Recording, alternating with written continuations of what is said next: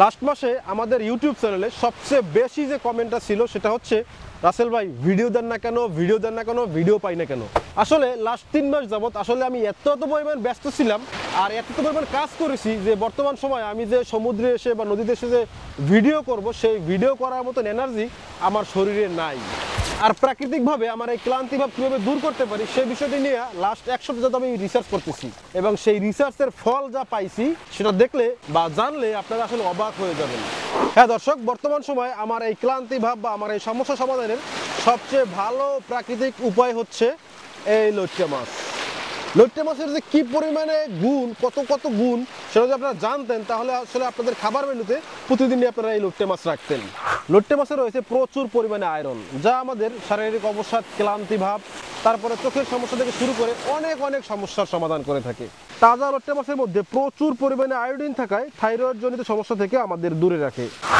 আর এত উপকারের কথা জানার পরেই আমি কিন্তু এই যে লইট্টা মাছ সংগ্রহ করেছি এবং এই লইট্টা মাছগুলো আমার এই যে পিছনে সমুদ্র দেখছেন এই সমুদ্র থেকেই ধরা। জেলেরা ধরে নিয়ে আসছে, সেখান থেকে সংগ্রহ করে নিয়ে আসছি। এতক্ষণ হচ্ছে আপনাদেরকে বলছি যে লইট্টা মাছের কী কী উপকারিতা, আর এখন হচ্ছে আমার কী কী উপকার হবে বা আমি কী কী করতে পারি এই লইট্টা মাছ নিয়ে সেটা দেখাবো। মানে লইট্টা মাছ এখন রান্না বাড়া হবে, খাওয়া দাওয়া হবে। আসলে আপনাদের রাসেল ভাইয়ের শক্তি দ্রুত করে ফিরেইতে হবে। রাসেল ভাইয়ের শক্তি যদি না ফিরে তাহলে হচ্ছে ভিডিও কিভাবে করবে। চলেন বোটে চলেন।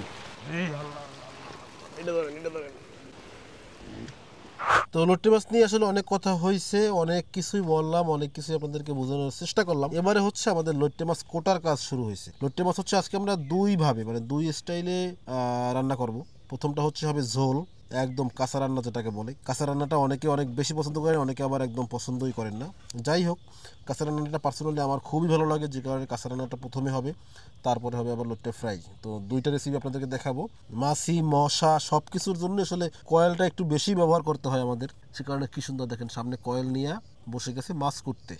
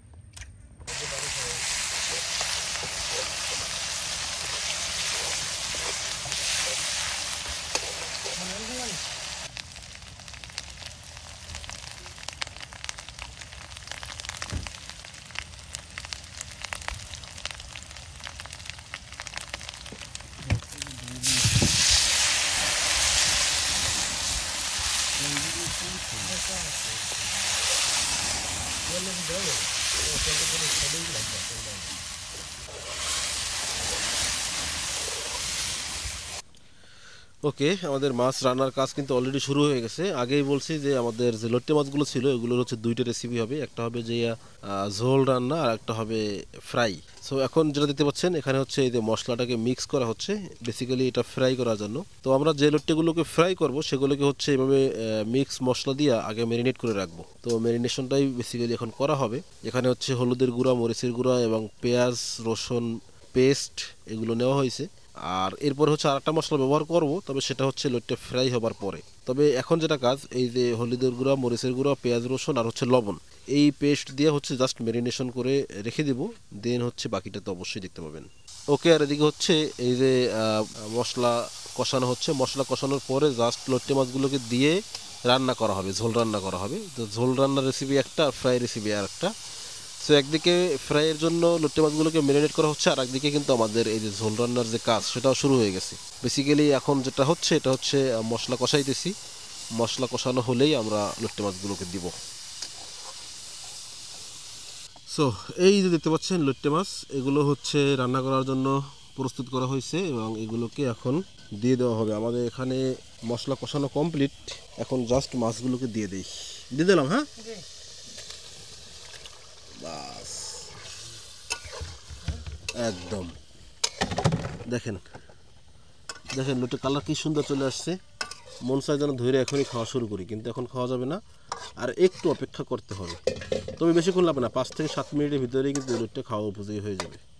জামাই রেডি করার জন্য রেডি? ঠিক আছে, তাহলে করো। বাস, মানে দুইটা প্রসেসই একসাথে চলতেছে, একটা চুলা থেকে উঠবে আর একটা চুলায় বসবে আর কি। এই কি সুন্দর করে ম্যারিনেশনটা চলছে দেখেন, এটাও কিন্তু দারুণ একটা কালার চলে আসছে মাছে। হ্যাঁ, তবে ফ্রাই খাওয়ার জন্য হচ্ছে লটিটা একটু ছোটো সাইজ লাগে, যে কারণে আমরা ছোটো সাইজেরগুলো নিচ্ছি ফ্রাই খাওয়ার জন্য, আর যেগুলো বড়ো সাইজ ছিল সেগুলো নিচ্ছি হচ্ছে রান্না করার জন্য।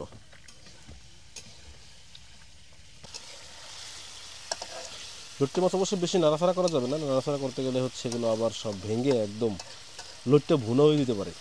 লট্টে মাছ কিন্তু ভুনাও খাওয়া যায়, কোনো একদিন আপনাদেরকে লট্টে মাছ ভুনা করে খাওয়া দেখাবো, তবে আজকে ভুনা করা হবে না, আজকে আস্তে আস্তে রান্নাই হবে।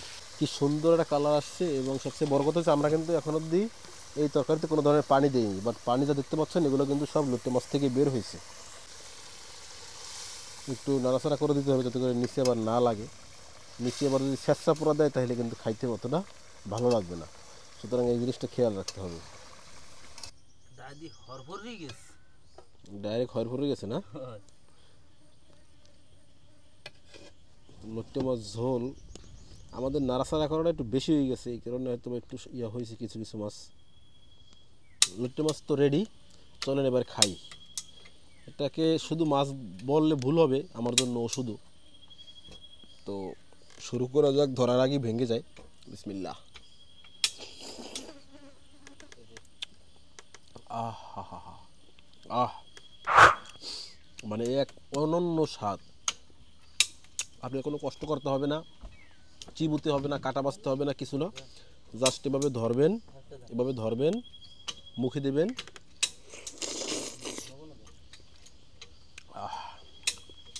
আলহামদুলিল্লাহ, আল্লাহর নিয়ামত দেয় আছে সমুদ্রের, নদীতে, পানিতে, আমরা আহরণ করতেছি আর খাইতেছি।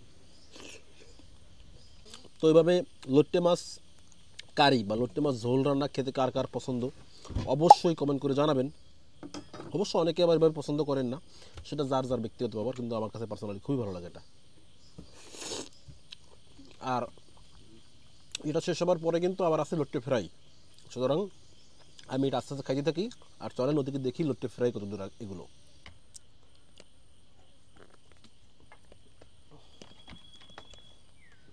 তো এই যে ময়দা, এটাকে হচ্ছে একটু হালকা করে পানি দিয়ে তারপরে গোলাই নিতে হবে, তা না হলে কিন্তু লট্টে ফ্রাইটা আসলে শুধুমাত্র লট্টে ফ্রাই হয় না, যদি করতে যাই তাহলে সেটাও ভেঙে চুরে একদম লট্টে ঝুরো হয়ে যাবে। কিন্তু এই যে বেসন বা ময়দা ব্যবহার করলে লট্টের ফ্রাইটা প্রপারলি হয় বা প্রপারলি ফ্রাইটা পাওয়া যাবে। তো ম্যারিনেট করা লট্টে মাছ এবারে হচ্ছে এভাবে ময়দার ভিতরে চুবিয়ে চুবিয়ে তারপরে আমরা গরম তেলের ভিতরে ঢেলে দেব।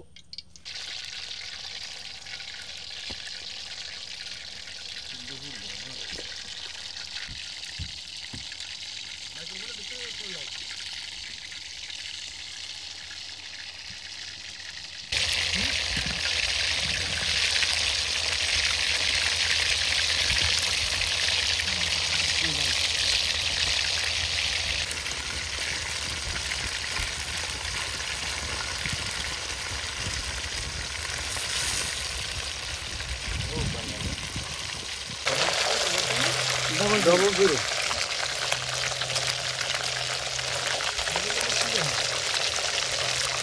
ছবি দেওয়া আছে।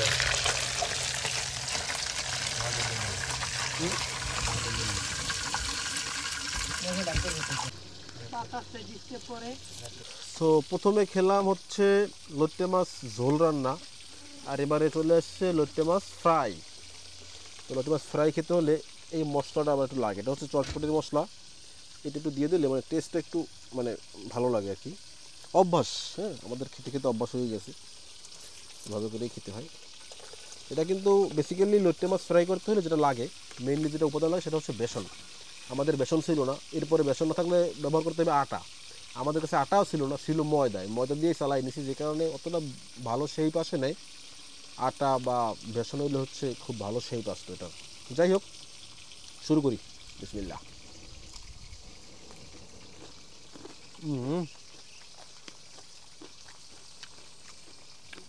পারফেক্ট।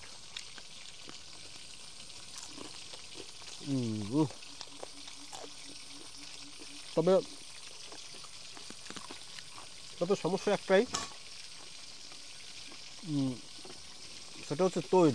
তৈল ভাজি করতে হয় তো প্রচুর পরিমাণে তৈল থাকে, এছাড়া সব কিছু ঠিকঠাক।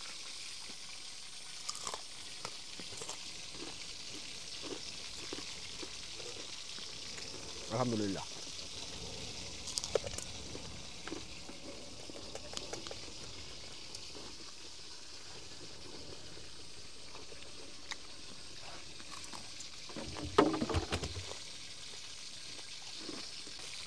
তো মাশাআল্লাহ, যে সমস্যাটা প্রথমে বলছি, আশা করি লটকে মাছ খাবার পরে সেই সমস্যাগুলো এবারে সমাধান হবে।